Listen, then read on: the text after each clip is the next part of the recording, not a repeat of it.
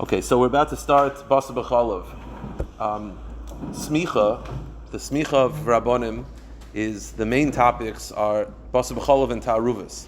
Now, I just want to make it clear. While I will offer tests and we'll hopefully get Rabbonim involved, blah, blah, blah, the main thing is to learn.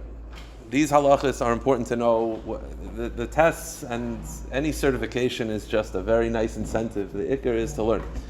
So, these topics are dealing with Ta'aruvas and Basar b'Chalav. We're going to start with Basar b'Chalav, but the difference is Ta'aruvas is dealing with mixtures of kosher and non-kosher.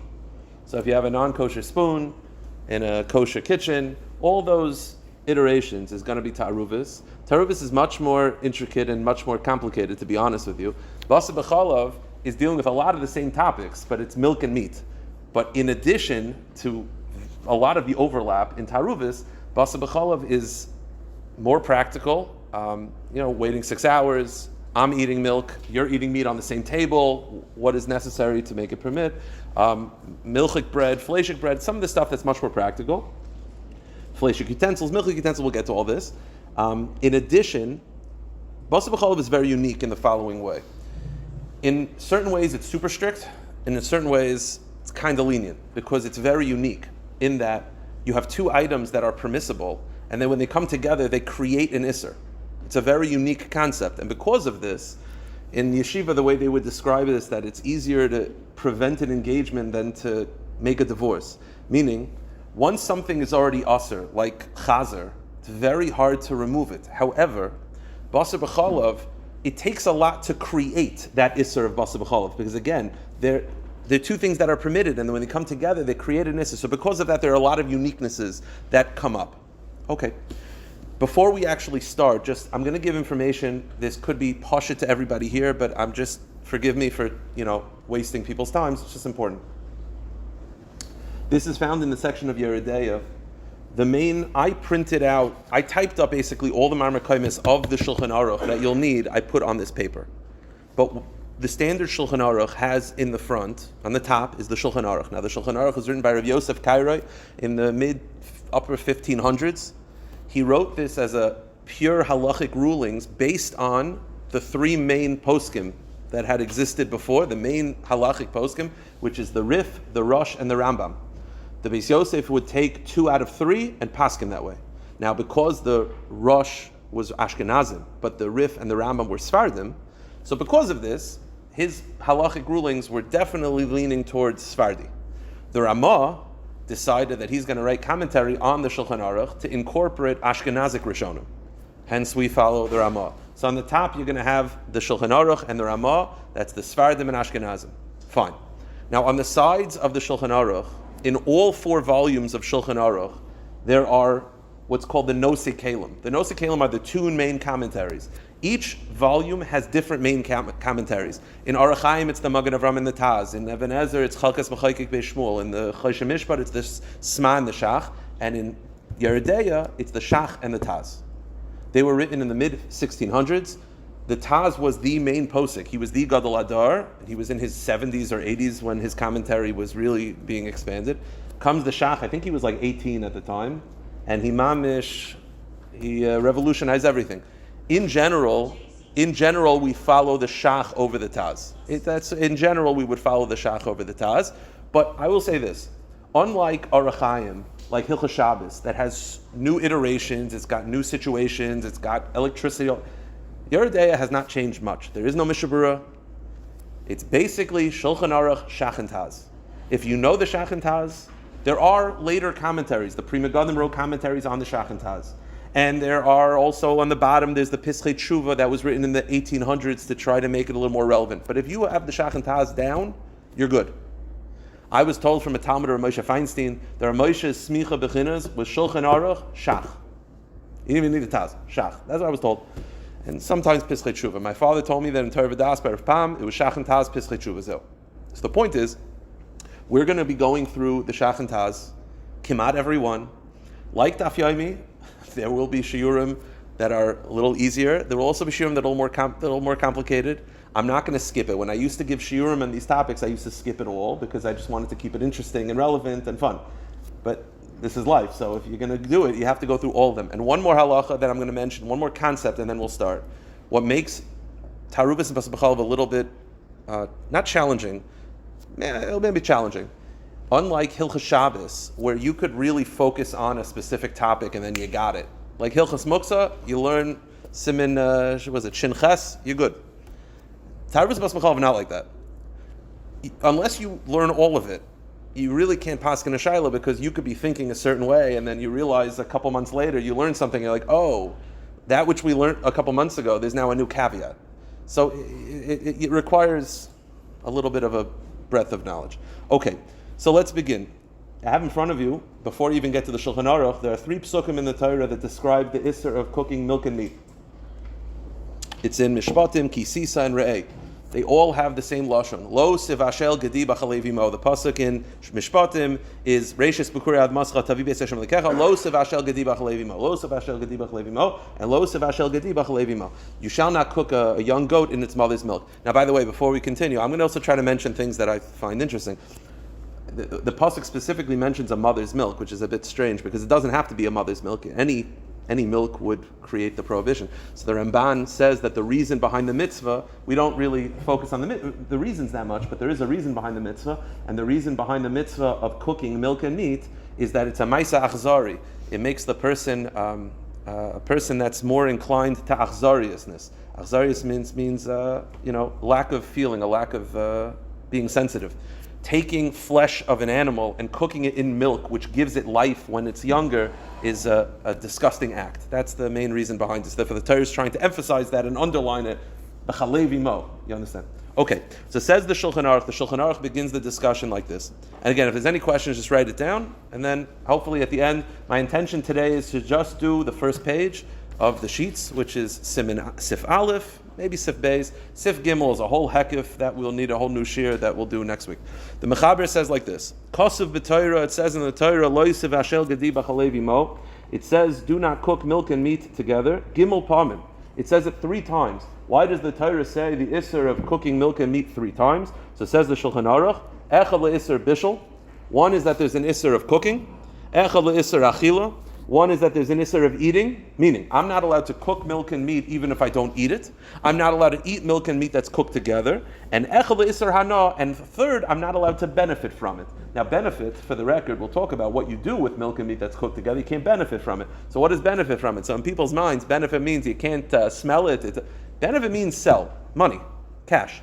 You can't sell it. If I cook a burger with a piece of cheese, I can't sell it. Okay.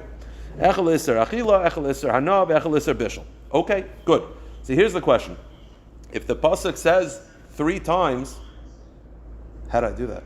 The point is, if the pasuk said it 3 times, so why is it that the question is, why did the pasuk specifically use the terminology of lo sevashel? Meaning, there's 3 isurim. There's asur le'echol, asur levashel, asur lehanos. You're not allowed to benefit, cook, or eat. So why not just say that? Just say asur levashel, asur le'echol, v'asur lahanos. Say it. Why does it say lo sevashel 3 times? Why is it constantly using that terminology?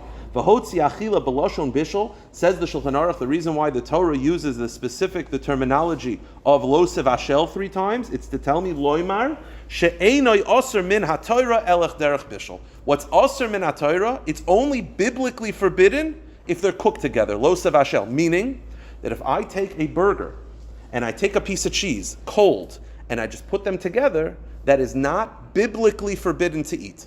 Because the pasuk says lo sevashel, there's only an iser d'oraisa if they're actually cooked together. But says the Mechaber, okay, and by the way, we'll have to define cooking in a moment. But it's only aser if they're mevashel, if they're cooked together. Says the Mechaber, aval midrabanan aser b'chol inin. Do not think that if the milk and meat are not cooked together, that you could eat it. No. It's still rabbinically forbidden, meaning to take a piece of meat and to take a piece of cheese and to put it together and have a bite is rabbinically forbidden. It's aser d'Rabbanan, but it's not aser d'Oraisa. Now, one more halacha from the Ramah, and then we'll go into all the details. Let's say you have something that is not biblically forbidden. So I have a piece of meat and a piece of cheese, but they're not cooked together, like this. So what am I allowed to do? So is there a problem of cooking? Well, it's not cooked, so no. Am I allowed to eat it? Not rabbinically. Min haTorah, yes. Midrabbanan, no. What about benefit? can I benefit? Can I sell it? Meaning, the rabbis made an Isser D'Rabbanan on eating. Did they make an Isser D'Rabbanan on benefiting? Did Chazal say that you're not allowed rabbinically to benefit from milk and meat? That's only rabbinic. Now, by the way, the reason why this is super relevant is because, like I told you, you have a piece of meat and a piece of cheese that are cold, put together. That's rabbinic. I'll tell you what's another rabbinic form of milk and meat that we'll get to next time, and that's chicken. Chicken and milk, chicken parm, that's only a rabbinic form of basar b'chalav, because the pasuk says, lo sevashel gedi. Gedi means beef, cows, goats, whatever. Chicken is not midoraisa. So let's talk about chicken for a second. I have a piece of chicken and I cook it in milk. Mamish, chicken and milk together, chicken parm. So min haTorah, could I eat it? Yes. Midrabanan, no. Can I sell it? Can I benefit from it? Says the Ramah, kol basar b'chalav she'eno asar min haTorah muter b'hana. Any basar b'chalav that is only rabbinic, you could sell. You're allowed to benefit from it, you could sell. Now, two things that I want to point out. I probably should have said this before. I can tell you from my own experience, these halachas, I'm throwing a lot at you. I found these halachas the fourth, fifth time comes a little easier. It would be kedai to chaza this throughout the week. That there are going to be recordings, look at inside yourself, it's kedai. But anyway, it's only aseh d'Rabbanan, it's muter b'hana. I want to make one more point, because I want to make sure that people don't walk away with false conclusions. The Mechaber and the Ramah are not going to be dealing with this here, but I just want to mention, chicken and milk that's cooked together, the Ramah is saying, you're allowed to sell that. Now, there is a side issue, because it's muter b'hana, it's not aseh b'hana. There is a secondary prohibition that is not addressed here, and that is you are not allowed to make your primary profession with prohibited items. So don't think that you could have a KFC, as you can't do that as your primary job. There's a side issue with making a business out of ma'acholas asuras. That's prohibited anyway. That's prohibited stam. Our discussion is not my job. This is just, let's say I have a business at home where I'm like a caterer, right? I make like super good dips, and I happen to make chicken parm. And I said, let me just sell that, because I have a non-Jewish neighbor who wants it. Could you do that? So the Mechaber is saying, yes. Okay. Now, the Mechaber says that it's only asr min haTorah if they're cooked together. What are examples of only rabbinic prohibitions because they're not cooked together? So I mentioned the easiest case, which is a cold burger and a cold piece of cheese. Says the Shach in Sifkat Aleph. The Shach says the following line: Eine asr min haTorah el derech bishul. What's only asr min haTorah is if it's cooked together. The Shach tells us a chiddush, and that is kolomar avalo ayidei kibush umalicha she'enoi derech bishul. You know what's also rabbinic? Forget about the cold piece of cheese and cold meat. I'll give you a bigger chiddush. Salting it together and kibush. Now this is important.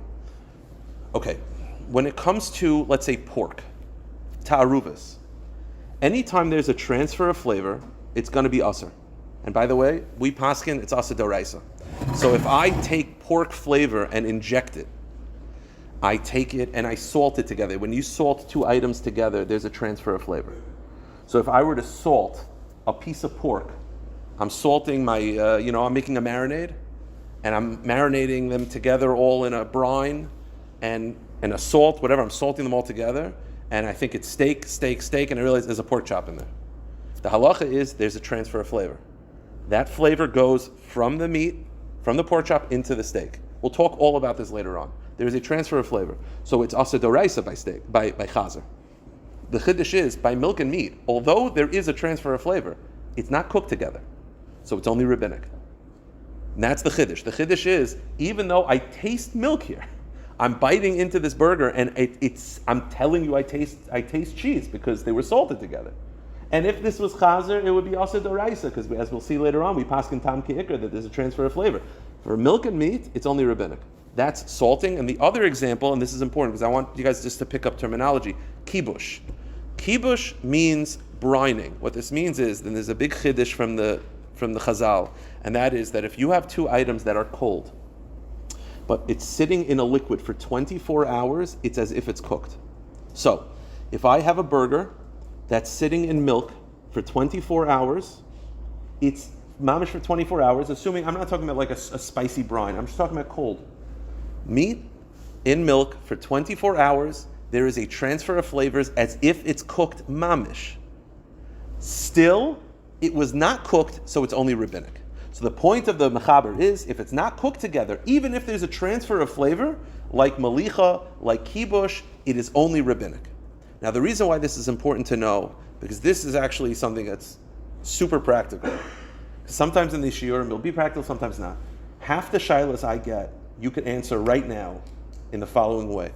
For there to be an issue, milk and meat, kosher, non-kosher, there has to be a transfer of flavors. If there's no transfer of flavors, you're fine. Even if there's a transfer of flavors with milk and meat, it's only rabbinic if it's not with heat. But okay, but if there's no transfer of flavors, you're fine. Now, how do you transfer flavors? There's 4 ways. Heat, okay. Let's say it's not hot. There's only 3 ways for flavors to be transferred without heat. Salting, which none of us are salting at home. We're not doing that, so that's out. There's 2 ways left. One is an onion with a sharp onion with the force of a knife. It's a special concept that we'll deal with all the way at the end of Basar B'chalav. There's a special concept that the sharpness of an onion with the force of a knife transfers flavors even though everything's cold. But let's put that aside. The only other way is soaking for 24 hours. And therefore, if you get a shaila, and the shaila is, I used a fleshik spoon for yogurt, is that a problem? So you have to ask, was anything hot? Did you rinse it off with anything hot? No. So if there's no heat, that's down. Is there any salt? Nope. Was it sitting in the yogurt for 24 hours? I've had cases where yeshiva guys, I went to a yeshiva guy's house and he's like, I'm pretty sure it was like more of a Lander, Queens College guy. I went to his house and he's like, I'm pretty sure our kitchen is treif. I go, completely treif. Mamish, like from beginning to end. Like they had one set of everything and they didn't know what things were. And I saw that there was a fleshik spoon in the milk sink in cereal milk. And I said, how long has this been here for? And they're like, oh, it's been a couple days. That could be actual kavush. But outside of that, if everything's cold, there's no heat, there's no salting, there's no force with an onion, and there's no sitting in 24 hours, you're fine. That's one thing to remember. You're fine. Again, it's always good to run these shilas by, but if there's no transfer of flavor, everything's cold, it's like, oh, I rinsed out something in a milchik sink, and I rinsed something fleshik in a milchik sink with cold water. You're fine. Everything's cold. You're fine. Unless it's sitting there for 24 hours, unless it's heat, unless it's malicha, unless it's kibush, unless it's tsnoin with an onion, you're fine. The chiddush of the shach is that even if it was sitting in milk, so you have a piece of meat that's sitting in milk for 24 hours, so this mamish a transfer of flavors, it's sitting for 24 hours, it's still only rabbinic. Okay, let's move right along. I want to try to cover as much as I can, and then I'm happy to take questions. Now, here's the question, and this is also very relevant, and that is, what's the definition of cooking for this discussion? Sivashel, bishul. What does that mean? So there's basically 2 different schools of thought. Most achronim, and this is how we paskin, most achronim will tell you that cooking means, for it to be biblical, it just means heat.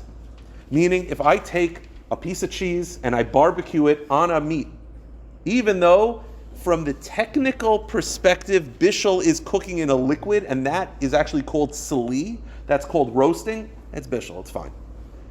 That is, most opinions feel that way. However, there were some achronim that felt that no, lo sevashel gadi b'chalevi mo means it's only biblical if it's cooked in a liquid. So only if you take a piece of meat and cook it in milk. But if you were to take a piece of cheese and barbecue it on a steak, so there's no liquid here, it's only rabbinic.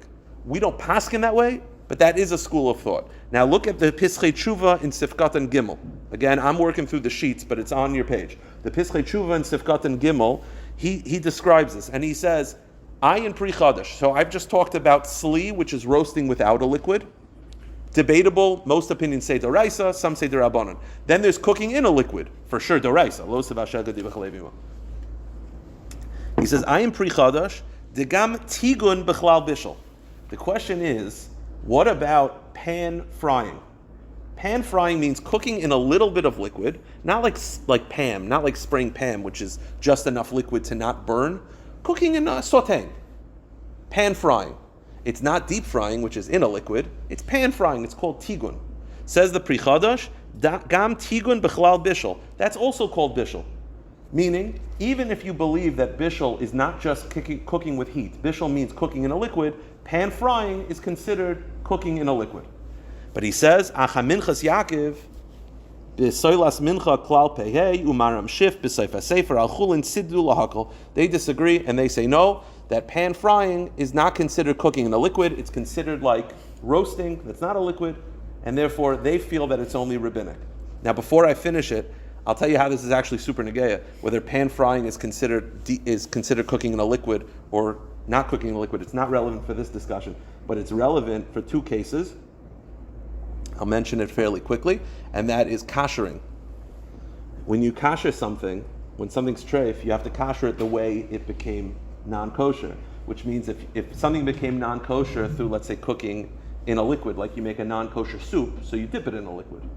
If it became non-kosher in a barbecue, then it's called libun. It requires self-clean oven because there's no liquid. The question is, what if you treifed up something in a frying pan with pan frying? Is it considered cooking, in which case dipping in boiling water would suffice? Or is it considered not cooking, in which case you'd have to get it red hot, which, by the way, most frying pans can't handle that level of heat. This shaila is very negay. Svardim are more makel than Ashkenazim are when it comes to that discussion. One more shaila, and that is, this is like super agav, I'm not trying to confuse everybody, but if you take a piece of bread and it's less than a kazayas, and you boil it, it becomes mazonos. But if you bake it again, it retains its status as hamotzi. So if I were to take a piece of bread that's less than a kazayas and I were to make a French toast, which is cooking in a little bit of liquid in the frying pan, very similar, it's called tigun, it's a shaila of whether it's hamotzi or mazonos. And that's why most poskim would tell you, don't do that. Don't do it less than a kazayas. It's not a good idea because you're putting yourself into that type of shaila. Okay, now by the way, he ends off this discussion about whether pan frying is considered biblical bishul or rabbinic bishul, and again, it's super negeya because biblical bishul is aser b'hana. Rabbinic bishul you could sell. So I pan fried a piece of meat and milk, and this guy is offering $1,000 for it. If it's aser deraisa, I can't sell it. If it's aser derabanan, I could. So you know how he ends off the Pischei Tshuva? Ubehefsin meruba yesh lahakol, Pri Megadim. The Pri Megadim says that if it's a large financial loss, hefsin meruba, then it's fine. So I just want to tell you something interesting. Hefsin meruba is a terminology you're going to come across a lot when it comes to kashrus, which is you're the rabbi and they come to you and they say, well, is it mutar or not? So the poskim say hefsin meruba. Hefsin meruba is a large financial loss. What's that? What's a large financial loss? What is it? So is it $10, $1,000? Isn't it subjective depending on how much money you have? So what is a hefsin meruba? So many years ago I saw this. There's a sefer called Halichos Yisrael. It's written by Rabbi Yisrael Taplin. It's definitely there. Because it's definitely there. Rabbi Yisrael Taplin was very close to Rav Gusman, who had a relationship with Rav Chaim Oizer. And he said that in Europe, he asked Rav Chaim Oizer, no, it's in his notes from 10 years ago when I learned with him. There's a Pischei Tshuva in there. I'll tell you what, you're in the front, which is the tour Beis Yosef. You got to turn it to the back. And in the back, it's the same layout, but it's the Shulchan Aruch. There it is. So it's in there.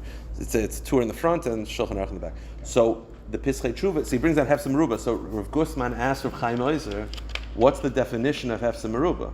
How much of a financial loss is considered hefsin meruba? So Rav Chaim Oizer said, the amount of money that if you lost that much money, you would complain to everyone about it all day. That's what he said. Assuming you're not a complainer, listen, if you lose $10, you're not going to complain to everybody. You lose $1,000, you lose $500, and they say, how's your day? You say, not so great. That's the amount of money that's hefsin meruba. That's what Chaim Oizer said. Okay. Let's go weiter. The Badi HaShulchan, which the Badi HaShulchan is written by Rafael Cohen, that you don't have, but I typed it up. Rafael Cohen was a big posek in Brooklyn who passed away a few years ago, and he wrote a commentary on Basar B'chalav, and he just clarifies one point, which I think is pashut. He says, Le'isr bishul, osir levashel basar m'chalav, afil in b'dayt la'achloi, afil in basar chalav shaloi, gam kein osir b'kach. Don't think, there's an isser, this is a davar pashut. It's also to cook Basar B'chalav even if you're not going to eat it. It's also independent. It's not like, because if someone says, hey, can you cook it for me? No. It's also to be a cook in McDonald's, independently of whether you're going to eat the food or not. Okay. One more halacha that I want to mention, and then we'll go to the Taz. And we'll wrap this up in about 5-10 minutes. I don't want to do too much the first week. This is just it's a lot of information I'm throwing at you. There's a Bir Halacha of the Chavetz Chaim in Hilchos Shabbos. And the Bir Halacha says as follows. I'll read it to you. This is in Siman Shin Zayin Sif Chaf Aleph. Again, it's in the typed up sheets, but it's just kedai. This is just for knowledge. The Bir Halacha writes, "I'm prima godim, Aser litin le'eni Yehudi basa b'cholav b'chol v'loimer loy bashel lach. Kiven she'en yochel avashel miyachad ba'atzmai hu b'chal amir la'akum." The same way I'm not allowed to cook basa b'cholav, I can't ask a guy to cook basa b'cholav. Meaning there's no legal loophole to say, I'll get a guy to do it. Why? The rules of amir la'akum. My main point of this is just to tell you that amir la'akum applies to not just Hilchos Shabbos. Amir la'akum means anything you're not allowed to do, you cannot ask a guy to do either. That's the concept of amir la'akum. And therefore, because you can't cook basa b'cholav, you can't ask a guy to cook basa b'cholav either. Okay, let's just finish up this siman. The Ramah writes that something that's only aser derabanan, you're allowed to get benefit from. Again, you have chicken and milk. So are you allowed to cook it? Yes. Are you allowed to eat it? Rabbinically, no. Are you allowed to benefit from it? The Ramah ends off his commentary on the first sif, and the Ramah says, Kol basar b'chol of she'ene asim min Torah muter behana. It's allowed to be sold. The Taz and the Shach both say the same thing, and that's why I'm going to run through it fairly quickly. They both say the same thing, and that is, I'll say it outside, then we'll see it inside. The Taz and the Shach both say the same thing, and that is the Marshal disagrees with the Mechaber and Ramah. The Marshal was the Yamsha Shloima, he was the Marshal, he was the big Poisik in that time. He felt that if it's Aser D'Rabbanan to eat, it's Aser D'Rabbanan to benefit from. He felt that there is a rabbinic prohibition of Hana, but we don't pass in that way. That's it. So the Taz writes in Aleph, Marshal, Perek Kol HaBasar, Simin Kuf Choylok Alzeh. The Marshal disagrees with the Ramah. Val Mashakasav Rambam, Ba Mordechai, and he disagrees with the Mechaber, Ramah, Mordechai, Rambam, everyone. And he feels, Sfir Le Misvar Lahachmer Bahana. He feels that there is a rabbinic prohibition Bahana. That's what he feels. So how do we paskin? So you got the Mechaber on one side, that you're allowed to benefit from the you're allowed to benefit from a rabbinic basa b'chalav, and you got the Marshal who disagrees. So what do we do? Anu ein lanu l'divrei Rishonim v'Achronim. All we have is the Rishonim Achronim, i.e., we don't paskin like the Marshal. Good. The Shach says the exact same thing in Beis, but I'm going to run through it because I'm going to try to do as much Shach and Taz as I can. The Shach says the same thing, but we'll run through it. The Shach says, who says this halacha, that if it's only Aser D'Rabbanan, you're allowed to benefit from it? So the Shach just gives a list. Tur, Isser v'heter. By the way, Isser v'heter is Rabbeinu Yonah's commentary on this topic. Tur, Isser v'heter, Klal Lamed, Divrei Masel v'chein, v'chein dasa mechaber. This is also the mechaber, as we'll deal with next week. The basar of b'chol of she'eni asar b'chila elim d'Rabbanan muter b'hana. That chicken and milk, which is only rabbinic, you're allowed to benefit from. Af midrabanan. There's no rabbinic prohibition of benefit. V'chein dasa ra'ah. B'Sefer HaChinuch, and that's also the opinion of the Ra in Sefer HaChinuch. V'chein das HaRambam, Lahedya, that's the Rambam's opinion. V'chein bir dvar b'Perish HaMishnah, which is the Perich Chafhei. V'chein Perish HaRav HaMagid, that's the Magid Mishnah's commentary of the Rambam. V'chein Haven Marshal. V'shar Achroinim, that's also how the Marshal understands the Rambam, even though he himself disagrees, as we'll see in a moment. V'loi Kamoshe Kasav HaBach T'das HaRambam. The Bach happened to not understand the Rambam that way. That Bach happened to feel that according to the Rambam, there is a rabbinic Isser Hana, the Basar of Bechol of Aser B'Hana Midirabbanan, Kamoshe Aser B'Chila Midirabbanan, that the Bach happened to hold that in the Rambam, the same way you're not allowed to eat chicken and milk rabbinically, you're also not allowed to sell chicken and milk rabbinically. V'chein Kasav HaMordechai, V'goyis Ashri, so he's listing mamish. You got like 50 Rishonim on one side, but who is on the other side? With the Marshal Sham Cholik Alza. The Marshal disagrees. But his words are not defining enough that we'll follow him. So we paskin like the Mechaber and Ramah and everybody else that if it's only D'Rabbanan, you're allowed to sell it. You're allowed to benefit. Just to finish up today, I'll just do two more. The Pischei Tshuva and Sifkat and Beis. Actually, I'll do three more. Hope you guys don't mind. We'll do Pischei Tshuva, Sifkat and Beis. The Pischei Tshuva says, Ubasar b'cholav haneser b'hana. What do you do with it? You have basar b'cholav. You're not allowed to benefit from it. So what do I do? So you try to flush it down the toilet. That's what you should do. By the way, I learned last year because and it was Mrs. Amenes, it was your grandson. He's very tall, so he noticed that we had a Dunkin' Kiddush right before Pesach, by Shabbos Haggadah, because my mother couldn't cook anymore because the kitchen was already turned over. By Sudas Mashiach, his grandson, who's like 6'5", looks on the top and he sees a pink donut, a full pink donut on Sudas Mashiach. So I panic. So I got rid of it. So I'm trying to flush down the toilet. It does not flush. It floats. It does not flush. The kids are. So what do you do with it? So Pashas, you should flush it down the toilet. But what do you do with Basar B'chalav? Koiver Noisai, you should bury it. Vim Sarfai, by the way, and if you burn it, this is in the Pischei Tshuva Beis, Gam Afari Asav Hana. If you burn it, you can't use the ash. Pischei Tshuva Sivkat and Beis, again, you have to know with a lot of the Shulchan Aruchs, the front is the Beis Yosef and the back is the Shulchan Aruch. Ule'inyan imuta lahachilu leklavim. Our shul has a large capita of dog people. So could you feed it to a dog? By the way, a lot of dog food is Basar B'chalav. A lot of dog food is taka Basar B'chalav. So you have to be careful. Milk and meat together. It's also chametz, milk and meat. So are you allowed to feed it to your dog? So says the Pischei Tshuva, Ein lekaman. So when he says Ein lekaman, it's good to see lekaman. So I typed it up. The lekaman is the Taz. The Taz says beferish. Yeah, this is in Siman Sadi Dalid Sefkat and Dalid. Kosav be'isav heter aruch umarshal b'teres chatas. The teres chatas, by the way, is the Ramaz sefer on this topic. He wrote a standalone sefer on this topic called teres chatas. They all say the same thing. Tzarich lahashlich le'dafka lebeis hakisei. You have to flush in the porta potty the milk and meat. Avaloi lefnei kelev afilu eina kelev shaloi. You're not allowed to feed a dog Basar B'chalav even if you don't own the dog. Why? That's a benefit. Benefit doesn't just mean money. Benefit is you feel good. Feeling good is I'd give money to feel good, and so the point is, feeding a dog, you feel good about yourself. You feel good. The dog is happy. That makes you feel good. So you're not allowed to feed a dog Basar B'chalav. Chametz Shavuot Pesach is the same thing. Just to finish up, two more things, and then I'm done. The Badi HaShulchan just has a halacha that I typed up, which is good to know. Also l'machra, you're not allowed to sell it because that's about no. If you did sell it, you can keep the money. Meaning, sometimes when you're not supposed to do something, if you did it, Chazal penalized that you have to throw the money like in the toilet. No. You're not supposed to sell it. If you did, you can keep the money. One more halacha, and then maybe we'll do the Shulchan Aruch next time. I'll just mention this. This is just completely agav. I find this fascinating. In the Pischei Tshuva Sivkat and Dalid, I'm not going through it, but he does say something that's very unique. If you learn enough, you'll find out that it's very, very unique. And that is, he quotes a sefer the sefer is called Besamim Roish, with the commentary of Kasa de Harasna. Now the reason why that's very unique, and you won't find it anywhere, almost anywhere, is because that sefer was a sefer that supposedly was Chuvas by the Rosh. There was a Rav in Europe, a Rav's son in Europe, and he said he found the manuscript of the Rosh's Chuvas, and he wrote a commentary on it. The name of the sefer of the Chuvas of the Rosh, the great Rosh, was Besamim Rosh, and his commentary was Kasa de Harasna. Problem is, and it was going around Europe, it was becoming very, very popular. The problem is, some of these Chuvas were a little bit strange.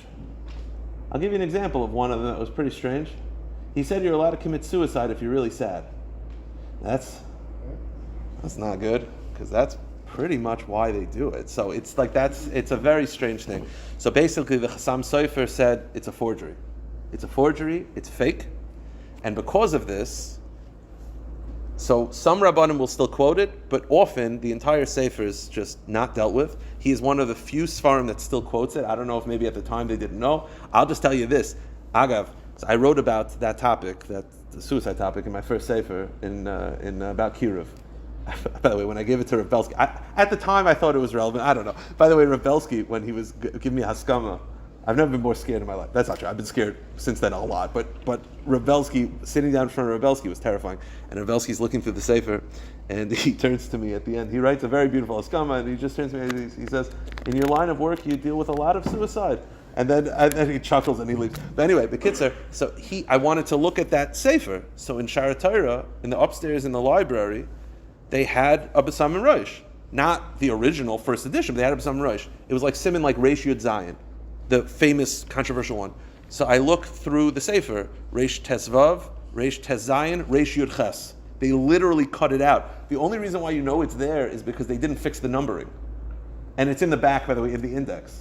So I went to Mr. Hach, Yossi Hach has an original, obviously, because he's a Sfarim collector. I was able to, write down each one. It's a very controversial sefer. It's just good to know he's the only sefer that I'm aware of that still quotes it regularly is Basar and Rosh.